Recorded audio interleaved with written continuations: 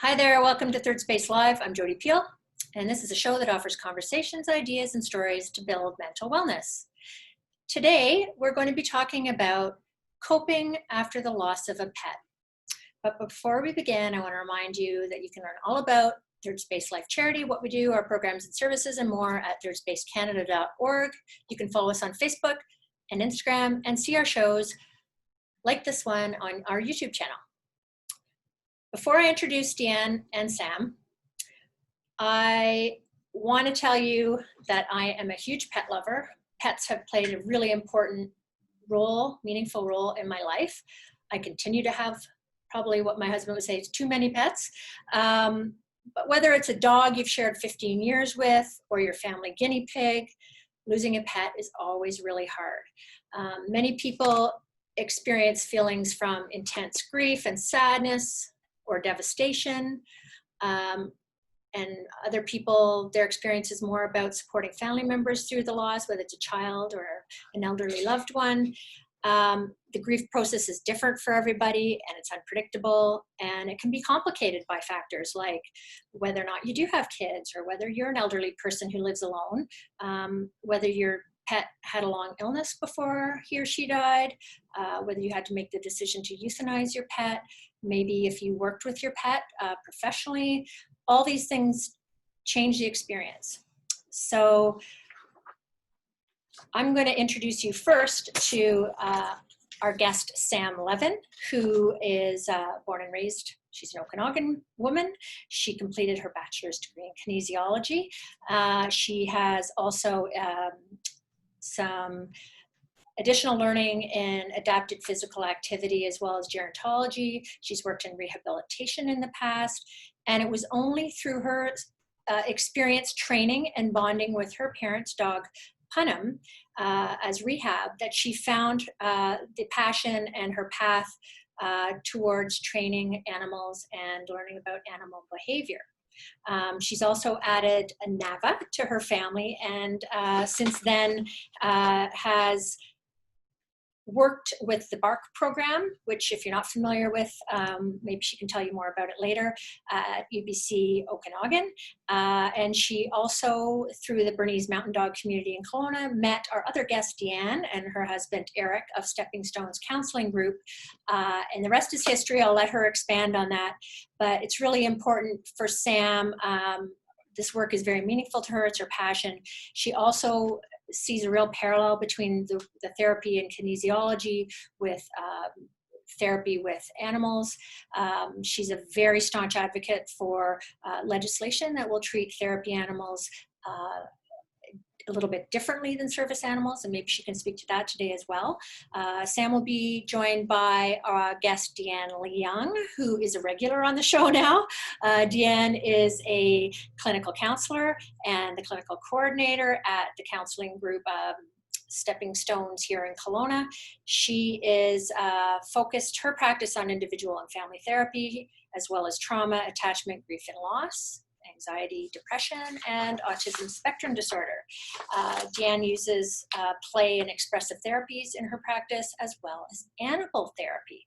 So she's known in the therapy world here in Kelowna for her famous therapy dogs. Right now it's Murphy, who's the active therapy dog, and she's also right now parenting Gracie, who's a puppy, and she will be the successor of Murphy someday. I'm not sure who's in the room with you both. I know Sam has one of her dogs today, but we'll meet a dog, at least a dog today. So I'm going to unpin the video, and I'm going to invite both Sam and Deanne to join the conversation. Hello. Hi, Jody. Hi. Hi. Gracie's with us here today. Yeah, we have Okay, Gracie. so maybe we can show our furry friends. Let's find Gracie. Gracie, say hello. Can you see her? Oh, there she is. Wait. Oh, that's not her best picture. You can see her beautiful teeth, though. She's got gorgeous teeth. Fair enough. So thank you for joining us. We talked a little bit to prep for the show. There's so much to talk about. It's really a much longer conversation, but we'll do the best we can today. Maybe by kicking this off with understanding a little bit, and maybe more so for the people who aren't big pet lovers and haven't experienced this before, why it hurts so much, why there's so much grief around losing a pet. That's a great question. Yeah. I think for me, the nature of a relationship with another sentient being that's not a human is different, especially the human canine bond, and that unconditional love that we feel from any pet that we have. So it doesn't have, there aren't the same attachments or requirements that are in human relationships, I feel. So I think it's one of the purest relationships you can have. So I think that's one of the reasons why there's such a depth of loss there. Mhm. Yeah, I would echo that. I think it's the deep emotional connection that we have. I mean, my dogs don't ask a lot of me other than to give them food and love and exercise, and they give nothing but love back. So they don't cause a lot of stress, right? It's not like a human. It's not like a reciprocal human relationship where I'm required to input as much as I kind of output. I get a lot back from my dogs, right? And they're all about being present in the moment. And I think that's a very different thing about relationships with animals than with humans, is dogs are in this moment. Whereas relationships with humans, we might be thinking about the future, we might be thinking about the past, but our dogs keep us very present. And I think that that's something that most of us struggle with, and most of us benefit from. And I think they're a grounding tool for, I make that observation often with them. I'll watch them just let go of something that just happened, or just the way animals forgive is just such a beautiful thing. I think that's a really big piece of it. It's They true. kind of teach us. They're always happy. Well, I mean, a turtle would be different. A fish should be different. Some cats might be different, but for the most part, your pet is always emotionally available for you and always happy to see you and always sitting there waiting for whenever you want to pay attention and interact, right? And they reflect back what they're given, right? So if you're just feeding them, love and affection, they just give that back to you, tenfold, right? Because they're happy and they're well cared for, and they're available and attuned to you then. Right. Yeah. Okay. So when you lose a pet, it hurts a lot and it's different for everybody. Talk to us about what pet grief looks like and whether it's different or maybe it's the same as when you lose a human that you love in your life. I think it depends on you. I think it depends on your relationship with an animal. I think it depends on the humans in your life, because I think some humans who are not deeply connected to animals might minimize that loss, or they might make comments that lead people to think that we can't talk openly about the significance of the loss of a pet. We'll hear language like it's just a dog, and that really minimizes the experience of the loss for others. So I think that it depends on who's around you, right? When Sam and I talk about pet loss, we get it. We've been through it. You're going through it as you're living with a dog too, because you prepare yourself for the eventual loss. It's an understanding and a shared language amongst us, but that doesn't happen in day-to-day life, and it doesn't happen, necessarily even in your own family, right? For sure. And that's an important point that I know we chose to make, is that some people undervalue the grief associated with pet loss. And it can be, for some people, more devastating than losing a human in their life. Absolutely. And the flip side there is I've heard people speak about feeling shame or guilt that they have felt a more intense grief losing a pet than a loved one. Yeah. What do you say about that? Oh, most definitely. I also think that grief can shift with people. Like, it can be more painful for others depending on the rest of their life and their relationships. So if it's somebody that has good human relationships and support, then they'll find it easier to navigate. But say they have a more like they're more of a loner, or they only spend time with their animal and then that animal is gone, then they're just devastated. So I think it's very important to have a social human circle, and I think it makes you a better guardian of your pet too when you do have that. And I think we have a tendency as humans to compare things, and I really encourage people not to compare losses and not to compare relationships. It doesn't balance out, right? My relationship with my first therapy dog was one of the deepest, most meaningful relationships in my life. And it was one of the hardest losses I went through, because it was such a significant change in my life to have an animal that was present with me for 10 years suddenly not be there. It was such a weird physical experience to be in my office or to be in my home and to not have this 100-pound dog around, and everything just felt really big and empty. And I missed the sounds of his paws and the sounds of, even just him being around. And to be able to talk about that and share that with people gives them permission to go, oh yeah, right, I remember what that was like. Or not having the repetition of feeding them every day, or not having the repetition of walking them every day, which was good for our mental health as well, right? And just to recognize the layers of that loss for people is it's a physical experience, it's an emotional experience, it's a relational loss.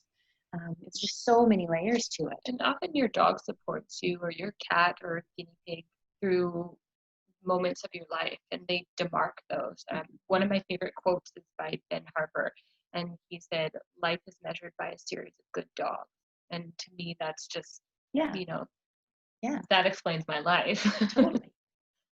And for many of us that have had dogs, my dog was with me for 10 years. That was a decade of my life. So like Sam says, like all of my memories for that decade of my life are also connected to his presence, right? And to the photographs that I see and to the stories that I tell, right? So it does demark our life, and it's part of how we experience, our own mortality as well.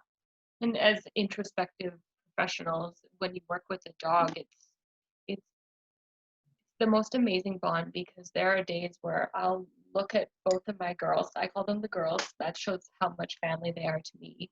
And I'll look at them and I'll go, oh, I'm a little bit off today. They will reflect that to you. And I always say they've taught me the most that anything could about emotional control, and really just how to be there for them the way they are for me. So I think it's just a very deep, pure bond, and the loss of it is really, really tough. There's no two ways about it, and people are entitled to that grief and loss, and I hope that they feel that. And just to add on, I also thought about a piece that we really miss is the physical touch. Like Gracie's sitting here with Sam, you can't see, but Gracie's just completely like present with her, and there's just constant touch. And when we lose our pet, we've lost that outlet for the oxytocin cycle that happens, right? That feedback loop that happens when we pet a dog or we pet a cat. So there's that depletion of oxytocin that we experience too. So I think physical touch is such a big loss for us, right? Particularly for a one pet family, right? Because who do we pet then? Yeah. Or if you're a single person and you don't have a lot of other human interaction, and then all of a sudden that source of love touch, and touch and affirmation is gone. I totally agree. We were sharing stories before we started recording the show, and that whole idea of your pets, a series of pets, if you're lifelong pet owners, as being a massive part of how you define your life. We were sharing stories about our earliest pets, and mine was a cat named Rainy Day. And as a very anxious, shy kid, that was one of the most important beings in my life. And then when you lose that, I didn't have the understanding, the wisdom, the maturity, or the language to describe how painful that was. When that pet, when he died all those years ago. And what you're saying is exactly all the things I now realize that I missed. I missed the pattern. I missed the love. I missed the physical touch. I missed the trust. I missed having someone to sleep beside, the routine, right? And consequently, I've had a series of dogs. And having a dog, for example, is a massive daily commitment that is a part of your life, right? So all of a sudden you have holes in not just your heart and your feelings and all those things, but also in your day-to-day routine.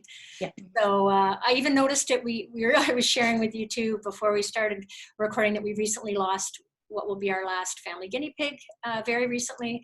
And I was making a salad last night, and normally whenever I chop my vegetables, there's a little bowl for the guinea pig that I then give him all the cuttings.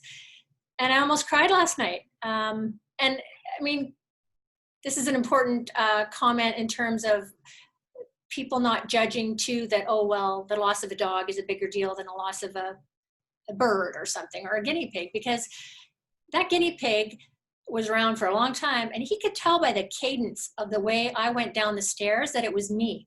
When I walked down the stairs, he would scream because he knew that I would respond by giving him treats. Right? Thank you.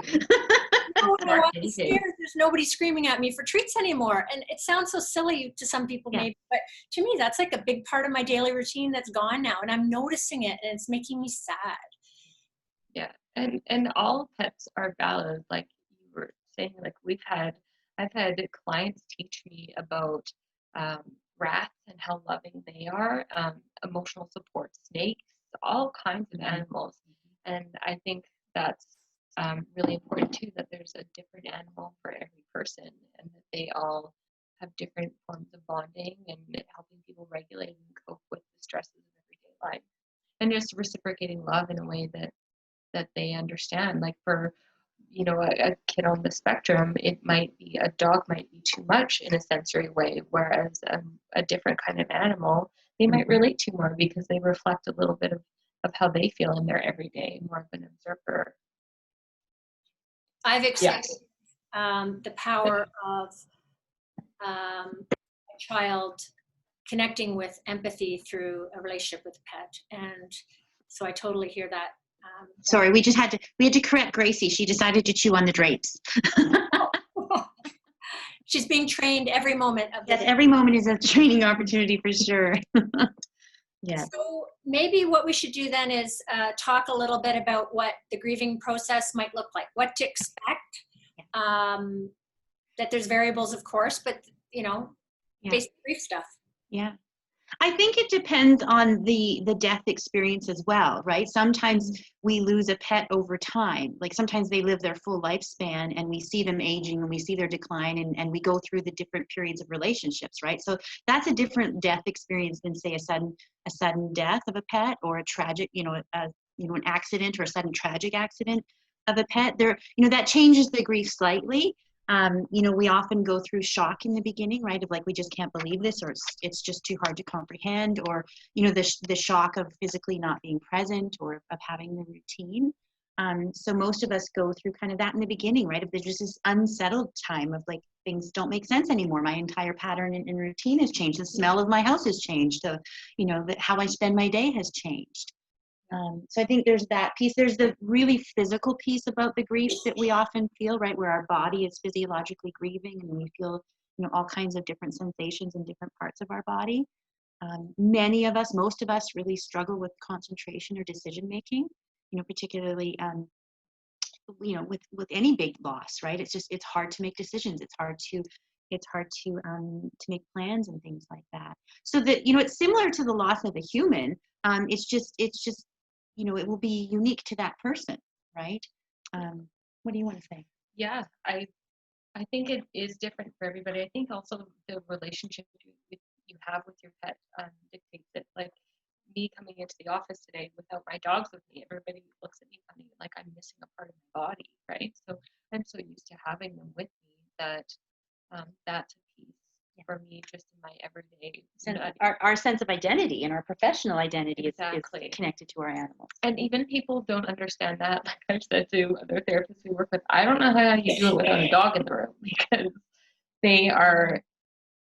they just hold so much space for everybody, not just for your client, but also for the therapist. And they tell you so much about what's going on with somebody in a nonverbal way. So it's really having a co-therapist with you. So if you have a very deep, abiding connection with them, you're going to feel that loss in a much greater way. But also I've noticed too, we spoke about it before, is that some people mistake basically regret for grief. So they may feel like they didn't spend all the time that they wanted with their animal. And that still is a form of grief, right? I'm not devaluing it at all, but sometimes you go, I wish I had taken more time with them, just like with the person, right? And it makes you reevaluate certain things, or you'll be wondering, did I wait too long? Was I reading the signs correctly? Did I choose the right time? You still have those things where you re-examine that whole event in your life. So that can be a hard thing too.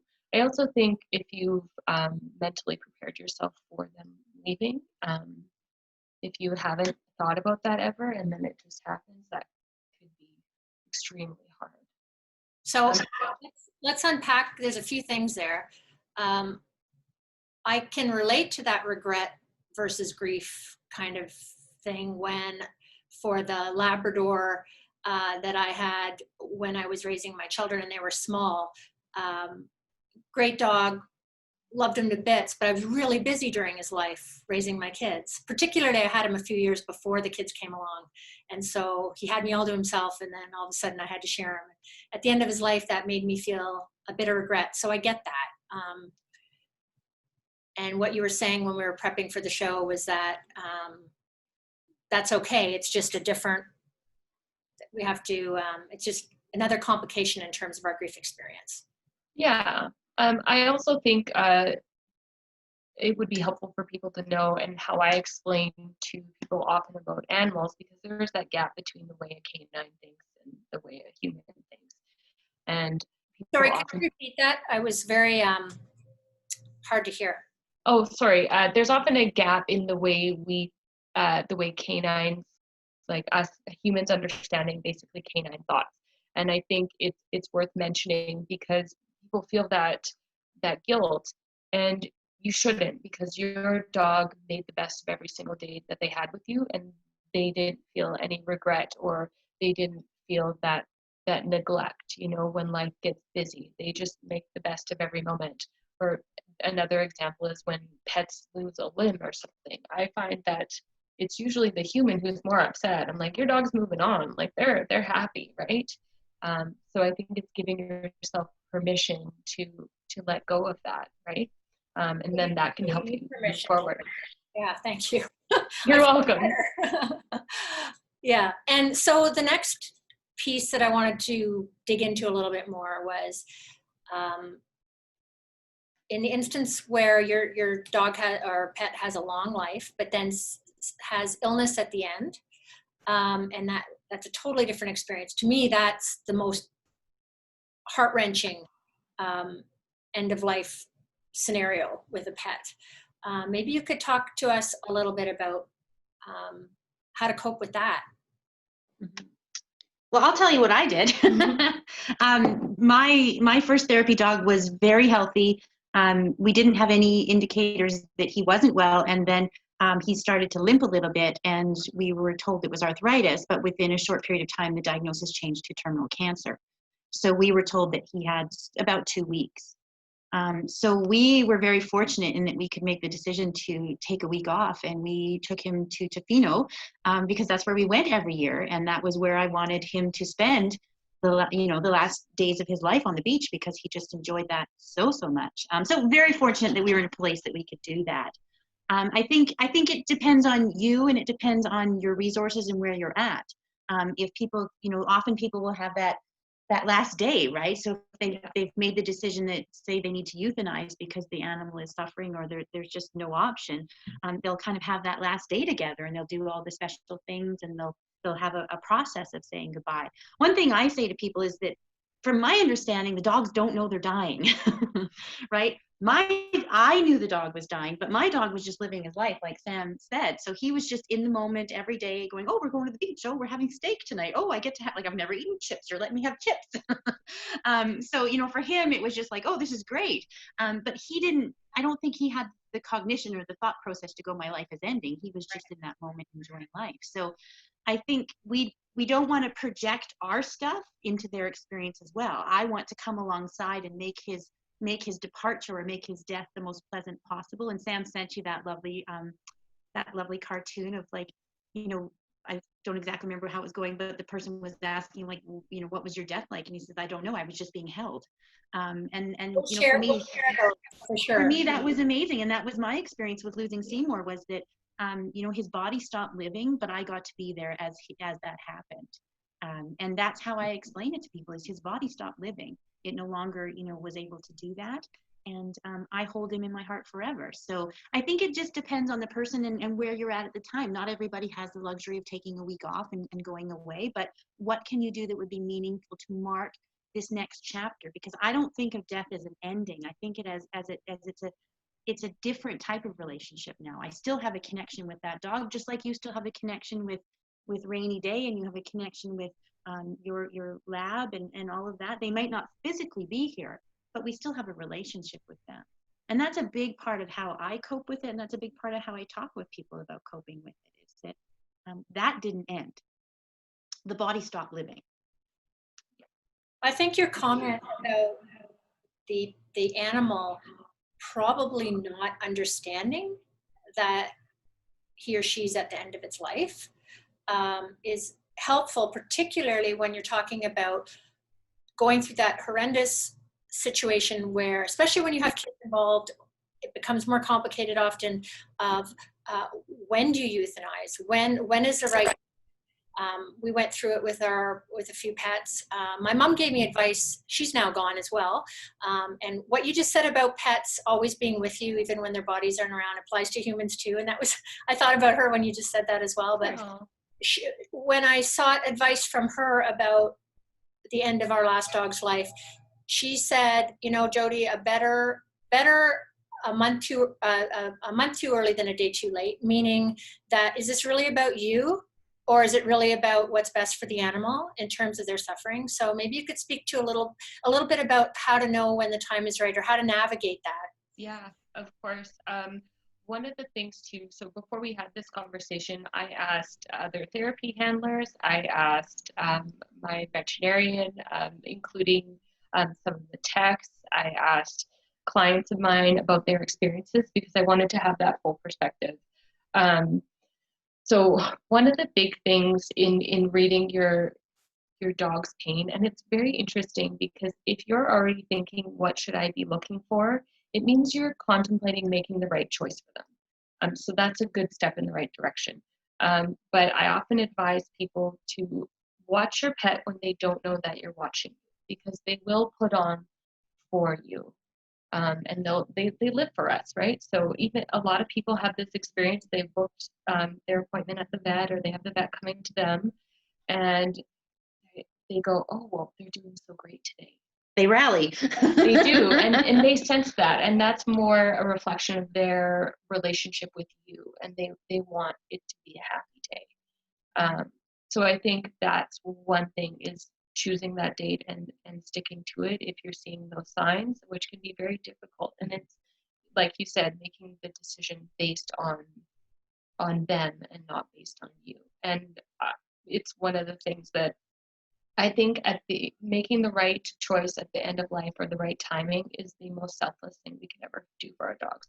It's like the only equivalent to how dedicated they are to us in their life. And it's a natural choice to make too. I'm so thankful we get that choice. Because for me, I have very large dogs. You know, most of them I have 3, will be in the 100-pound range. So as their bodies start to decline, you know, their basic care gets more and more complicated. I have an almost 13-year-old at home. She's an amazing dog, but she's what I call a super senior.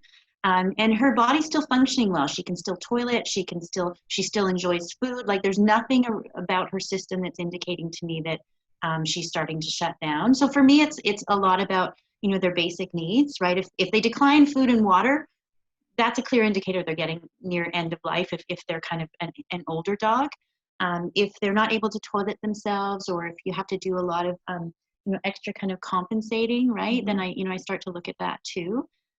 Some people say that you can kind of see it in their eyes when they're done. They'll tell you, right?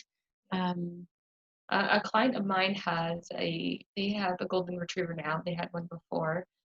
So that's something we can touch on too, before and after, and pets.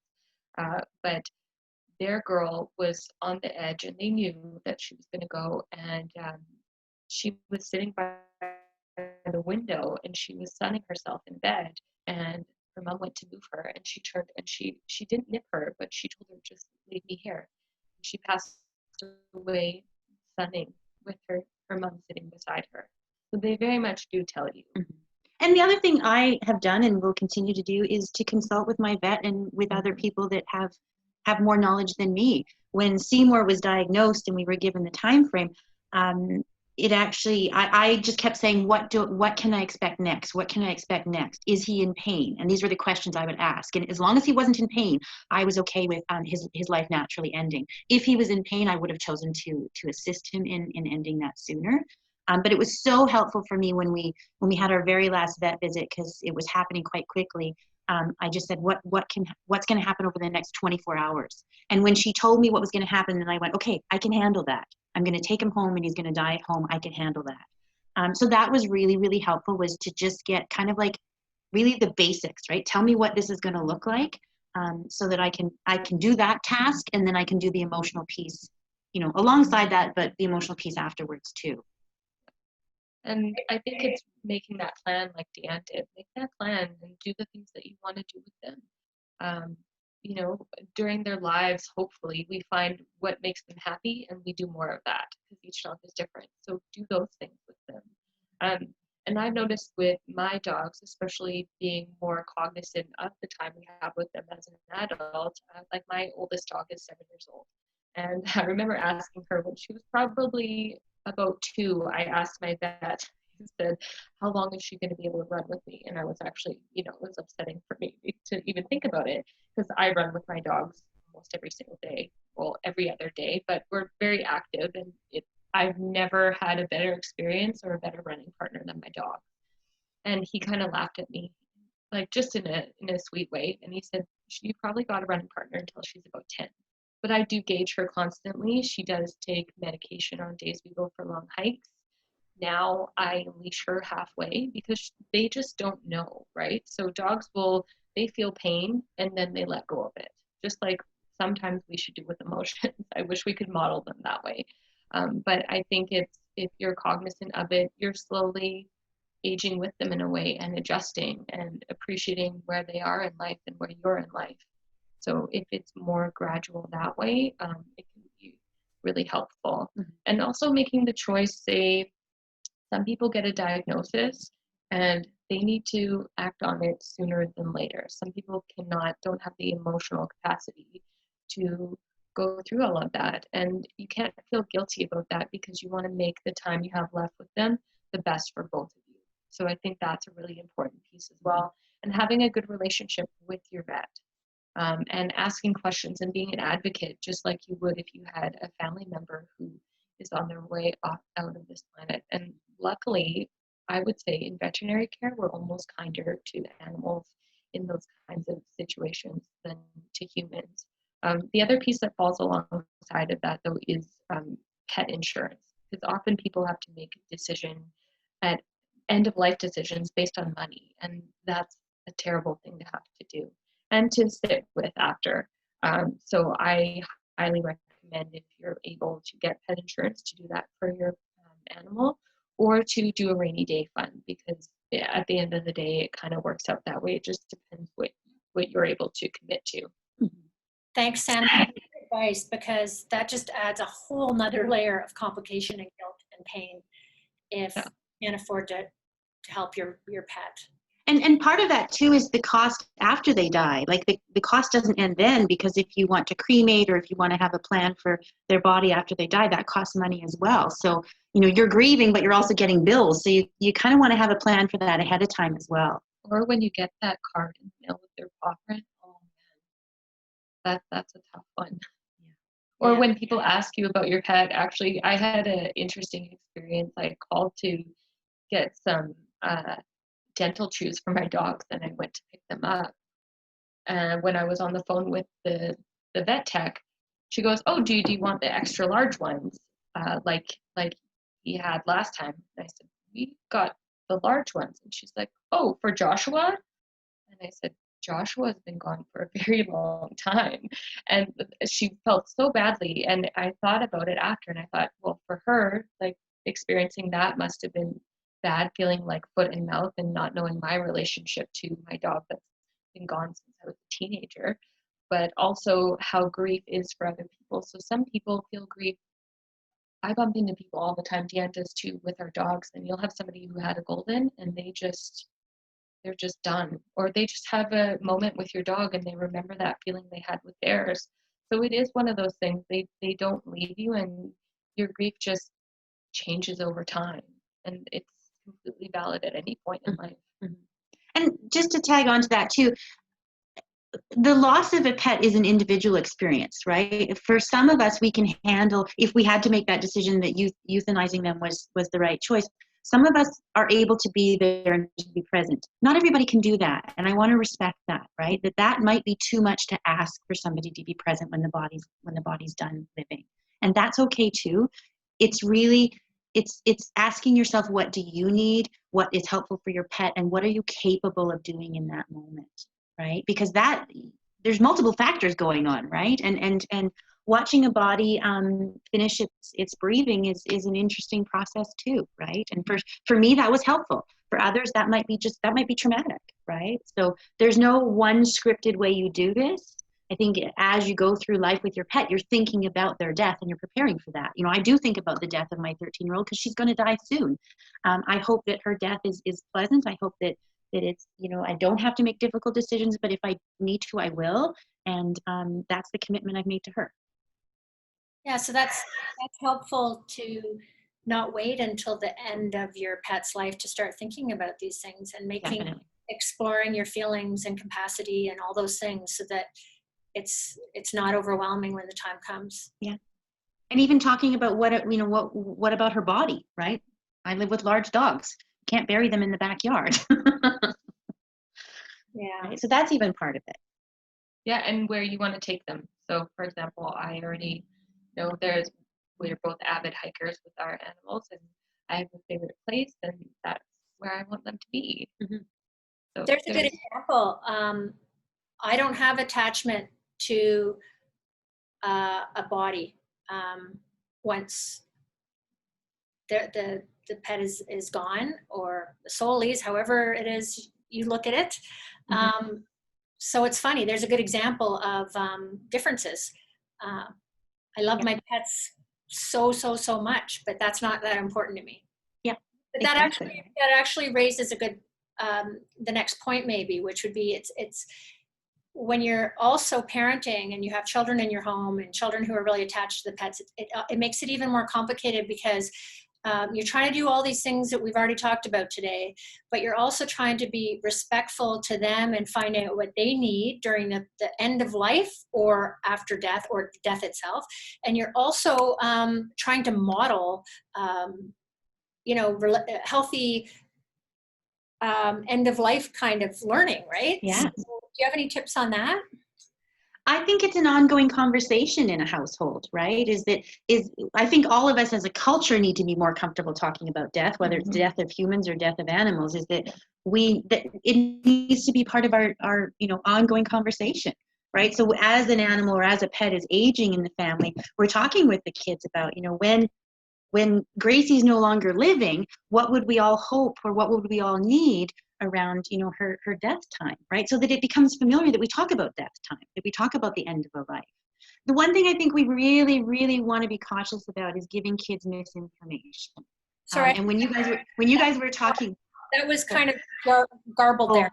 I said we want to be really, really careful about giving kids misinformation. I'm not going to say lying to kids because I think that's kind of harsh, but when you guys were talking about the loss of a first pet, I didn't share my story, which was I was actually lied to.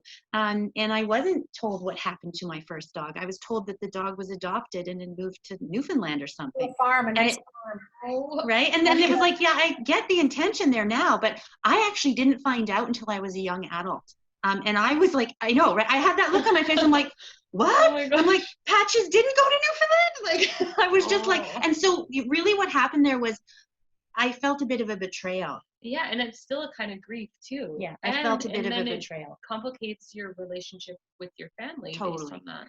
Totally. So I think we keep kids as part of the conversation. We ask them what they need. We ask them what they would hope for. We don't make up stuff that's not true. And I think in your family, you decide like what your language is, if you're a faith family or if you're a family that believes in the Rainbow Bridge or whatever language you choose to use, is that is accurate information for your family and your child, right? If you believe the dogs are going to heaven, then say that. If that's not your belief, then don't say that. But as a parent or as a couple, or is to prepare yourself ahead of time. Is how are we going to explain to the kids what's happening, right? So is that I have a question there, wearing my parenting hat. So I guess what I'm comfortable with would be exploring what their thoughts and ideas are, not Definitely. necessarily telling them what they should think or how they should interpret or how they should feel. I'm sure that's what you're saying too. So Yeah. I'm not going to say to them, well, you should feel this way because this is the way this is what our family believes in. Shouldn't it be more, wow, how do you think about that? What do you think happens to the body after death? Right. Is that curiosity? What do you think happens if you believe in the soul? What do you think happens to the soul after death? Allowing them to process that in a different way. So, for example, Deanne does play therapy. I also have toys that my dogs use in the office. So Napa has a dollhouse. We also have a Playmobil vet set up. And I even have a little kind of crematorium. So if, depending on what the needs of the family are, so come in and have a family meeting, like with parents first, decide how you want to tackle it, because we want to be cognizant of how your language around death and your beliefs, and then allow them to process that in a different way. Because a lot of children through play are acting out with toys or with an animal, with stuffies, whatever it is. Allow them to process that. Or if you don't feel that you're equipped to have the depth of the conversation that they want to have and have a safe adult answer their questions, and then maybe sometimes that opens it up for the family to have that conversation. So knowing kind of it takes a village, right? Or having them be able to share those experiences with kids, like your formative ones. I think that can be quite helpful too. And I think it's a different conversation depending on the age of the kid, right? Mm-hmm. Like you said, Jody, I think curiosity is always the way to go. Like, ask them what they think, or what do they wonder, or what do they hope, right? Whereas littles, if they're, kind of 5, 6, we're giving them a bit more information to help them create the picture, right? And that's based on your family values and your beliefs as well. There are some good books out there about pet loss to help, to help explain it to littles. Oh, I wish I had that one. There's one called The Invisible Leash that I got at Mosaic, and it is absolutely beautiful. And it talks about how there's an invisible leash to you and your pet wherever they are. I feel the tears coming. Yeah. Oh, tears are good, Jody, right? It just means we love. The first time I read it, I practiced, and I read it to my dogs in the office, and I bawling. Yeah. So. And I think having things available like art supplies and stuff just around, so that if kids are needing to process it, they have some tools there. When my first therapy dog died, I had started to retire him, but he wasn't fully retired, so he was still working. And because his death was sudden, the kids were also going through the loss, which was like a whole other experience for me as a therapist to figure out. And I had a little guy that came in at the time, and I had to share with him that Seymour had died, and that it was very sad that we didn't have time to say goodbye. And I asked him what he would like to do. And he sat for a minute, and then he said, well, I'd like to go outside and get some rocks. So we went outside, and he found a couple rocks, and then came inside, and he actually painted a picture of Seymour on each rock. And then I said at the end of the session, I said, what would you like to do with your rocks? And he said, well, one is for you and one is for me. And he says, we both get to keep a part of him. Like, hello, where did all that wisdom come from? Isn't that amazing? I still have the rock. It's here, of course. But like that he figured all of that out. I didn't give him any prompts. I just said, what would be helpful? What would you like to do? And that's how he processes grief. And what a gift to me. Yeah, wow, that's amazing. Thank you for sharing that. Yeah. Kids know what they need. We just need to give them the space and the place to do it, right? So how do you know when it's time to consider getting another pet? How long do you wait? How do you know? Well, that's a tricky one. So it also depends on your animal too, right? So I guess I'll say first, you have to figure out if you're somebody who wants to wait, or if you're somebody who wants what we call like a bridge dog. So a lot of people will, if they know that, some people know that it'll be just too hard for them to start over again. And then they get a bridge dog and have that awareness. That's why I have 3. I did it the first time with one of my 2 dogs, Milo. First time I've ever had a little dog, and first time I've ever had a bridge dog. And you know what? For me, at least, I can speak to that it was a lot less painful losing it. If you get a good fit, Jody. If you don't get a good fit, it can be a disaster.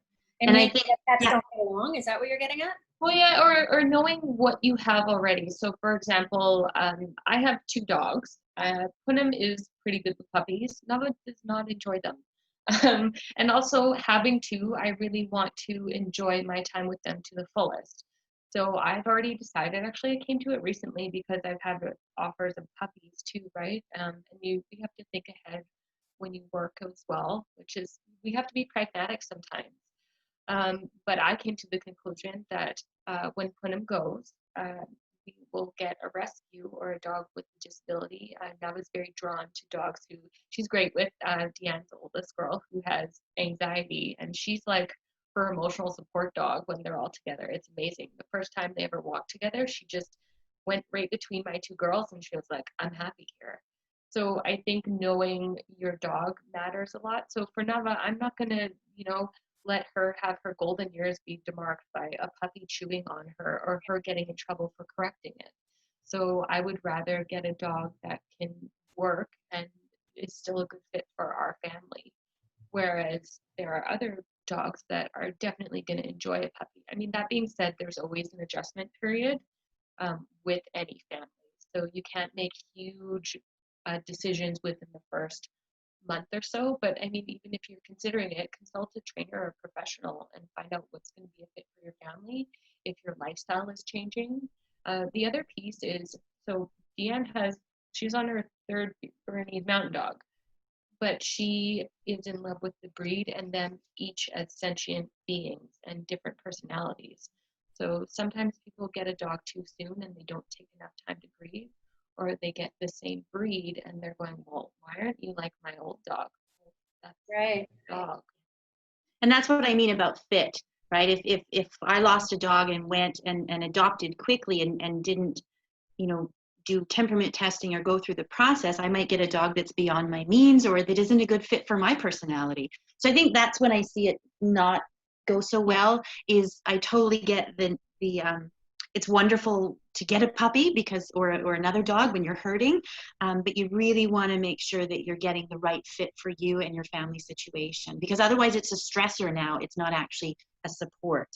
And also for the dog, yeah, because you're placing an expectation on an animal that is brand new to you and your world, right?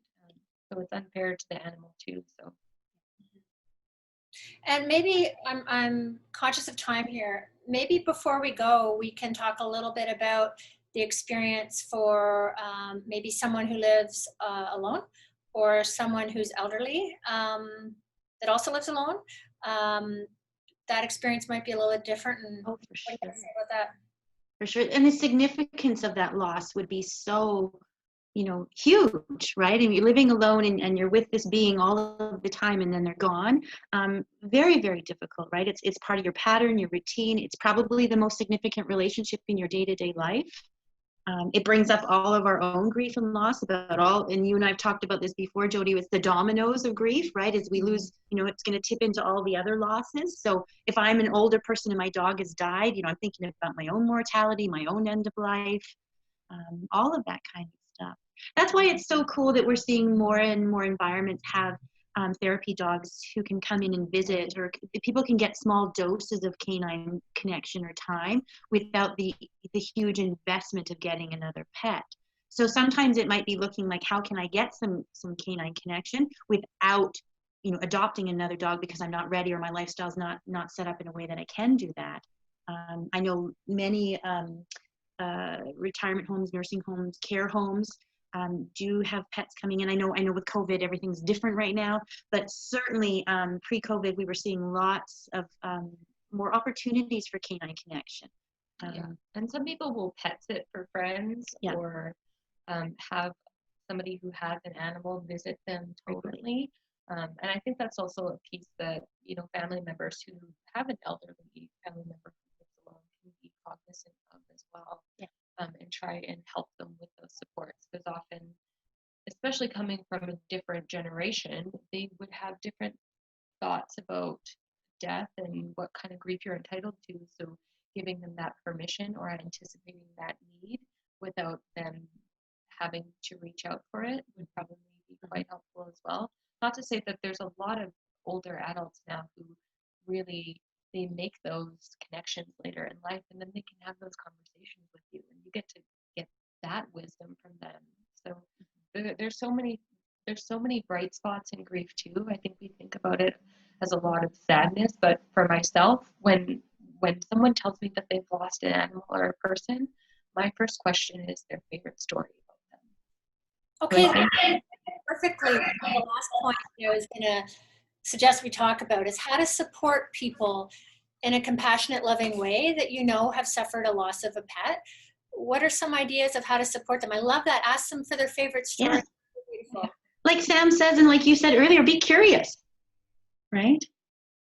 I often ask people, because my dogs have a name, but then I have 18 other names for them, or I have special songs, and so I'll ask them, like, did you have nicknames for your dog, or did you have special songs you would sing them, right? And so you're looking for that relational connection, right? Of what sparks joy, and what can I remember in a way that doesn't just cause pain. Yeah. Or how do you remember them now? How did you memorialize them? Because everybody has something different. We did a grief group with some kids, and we have the dogs present for it. It's wonderful. It's a big cuddle puddle for them. And I brought the tags of my first dog that I still have. So that's something from him that I have, and it's different for every single dog. And I think allowing space for that, and to model that for other people, not just children, for adults too. It's really, really helpful. And creating that emotional awareness. We care more about our animals and about their welfare than we ever have. And I'm really happy to usher people into that trajectory and future for them. So it's a good reminder, and we talk about this in the mental health world, in the workplace, for instance, when someone, the difference historically was stigma, that when someone suffers a broken arm, everybody gives the balloons and a card, and when someone has a stress leave or is off because of a mental health issue, everybody's quiet and doesn't talk about it. Grief of a pet is the same idea. When someone, a human dies in someone's life, we all feel so sad and we give them a card, and when a pet dies, maybe not. Maybe that's another good way to support people, by recognizing it and letting them know that we realize this is a big deal, and we're here to support. Yeah, and how do you show love with somebody that you have a connection with? So some people I would cook for, some people I'm going to take them for a walk. So it's being consistent with your relationship with that person too, right? Because I think a lot of people have had that experience with any grief, where you're like, when did we ever do that? Right? So kind of normalizing it, but allowing space for it within the parameters of your relationship with that person. But yeah, I think it's just, I love sharing quotes, like finding a quote that defines what somebody's told you about that animal or that relationship to them that you knew it to be. Sometimes when somebody takes the time to look through written word and find something that equates your emotional experience, or even just demonstrates their empathy, that's a really big thing. Well, I often talk with people. Sorry, I'll just finish with this, about that we have an unspoken agreement in our decision making to get a pet, right? Is that I know that I'm going to lose Gracie, right? That's and I accept that because I get the joy of having Gracie, right? So that's the agreement that I've committed to, is that I get the joy of her, but I also will lose her because my lifespan typically would be longer than her lifespan. So I'm hearing the Lion King Circle song right now. Can you sing it for us, Jody? There's also a story. There's a story online that you can access to. It's pretty common if you Google it, but it's about a child's reasoning behind why his dog has to go, and it's written from the vet's perspective. And essentially, he says that dogs don't have to be on the earth as long as we do, because they have learned everything they need to know in a shorter amount of time, and they're just here to teach us. So I think, reframing that or looking for those outlets as well can be quite helpful. And just understanding to have gratitude I think gratitude in grief is one of the biggest things, and is such a healing balm, because you're remembering them actively, but you're also kind of honoring them in that way. That's so helpful, you guys. I've learned so much today, seriously, after having recently lost a beloved guinea pig. But I've also realized that a lot of everything you've said can be applied to losing humans as well. So it's about the relationship. It's not about the body, right? Mm-hmm. So great. Thank you. And by all means, we're going to share a bunch of the resources that we referred to today. If you guys get me the name of the book, etc., we'll post that as well with the video. Thank you both of you, Sam and Deanne, for joining us today. Nice to see you. Thanks for having us. I hope you come back again, talk about something new. For sure. Before I say goodbye, I want to also remind all of our viewers that they can learn more about Third Space Life Charity at thirdspacecanada.org. Stay tuned every Thursday over summer, and then we'll see in fall if we go back to 2 times a week or not. With lots more interesting topics and guests, by all means, reach out. Let us know what you want to talk about, hear us talk about, ideas for the show. We look forward to seeing you again soon. Have a great day. Bye for now.